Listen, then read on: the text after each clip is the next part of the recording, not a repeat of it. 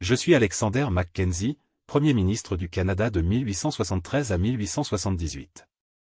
Né en Écosse en 1822, j'ai émigré au Canada en 1842, à l'âge de 20 ans, cherchant une vie meilleure dans ce vaste pays. D'abord maçon de profession, j'ai toujours gardé une fierté pour le travail manuel, même après m'être impliqué en politique. La persévérance et l'intégrité m'ont guidé tout au long de ma carrière. Mon entrée en politique s'est faite à un moment de grand bouleversement. En 1867, la Confédération canadienne était toute récente, et le pays cherchait encore son identité et sa stabilité politique. J'ai été élu député à la Chambre des communes la même année.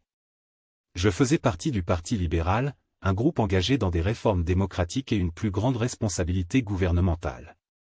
Mon ascension au poste de Premier ministre en 1873 fut en grande partie liée à la chute de mon prédécesseur, Sir John Macdonald, qui était embourbé dans le scandale du Pacifique. Il avait accepté des pots de vin en échange de contrats pour la construction du chemin de fer transcontinental. Ce scandale a provoqué la démission de Macdonald, et le gouverneur général a demandé au Parti libéral de former un gouvernement. C'est ainsi que je suis devenu le deuxième Premier ministre du Canada, un poste que j'ai occupé pendant 5 années difficiles mais cruciales pour le jeune pays. Pendant mon mandat, j'ai mis en œuvre une série de réformes importantes.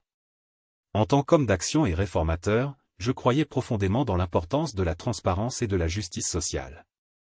J'ai supervisé la création de la Cour suprême du Canada, qui est devenue l'autorité judiciaire suprême du pays, garantissant l'équité et la primauté du droit. J'ai également introduit la loi électorale de 1874, qui a instauré le vote secret, un jalon essentiel pour la démocratie canadienne. Avant cela, les élections étaient souvent marquées par des intimidations et des fraudes. Grâce à cette réforme, les citoyens pouvaient voter sans crainte de représailles.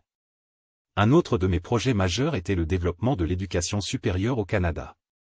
C'est sous mon gouvernement qu'a été établi la Royal Military College à Kingston en 1876, qui offrait une formation militaire et scientifique aux jeunes Canadiens. Cependant, tout n'a pas été simple. Le pays traversait une dépression économique mondiale, ce qui compliquait les efforts pour maintenir l'économie à flot. Mon gouvernement a dû faire face à des difficultés budgétaires, et les critiques ne manquaient pas. Le projet du chemin de fer transcontinental, essentiel à l'unité du Canada, avançait lentement sous mon mandat à cause du manque de fonds. En tant que Premier ministre, j'ai toujours insisté sur la sobriété et la rigueur dans la gestion des affaires publiques. Je m'opposais aux dépenses excessives et aux projets mal planifiés, ce qui m'a parfois valu des inimitiés politiques. En fin de compte, ma gestion prudente n'a pas toujours été bien perçue par ceux qui souhaitaient un développement rapide à tout prix.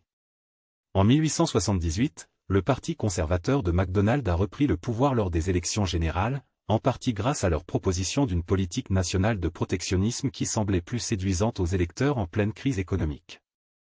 Après ma défaite, j'ai continué à siéger au Parlement et à défendre mes convictions jusqu'à ma mort en 1892. Je suis fier des réformes démocratiques et institutionnelles que j'ai mises en place durant mon mandat. Bien que mon temps à la tête du gouvernement ait été marqué par des défis économiques, je crois que j'ai contribué à consolider les fondations d'un Canada plus juste et plus équitable.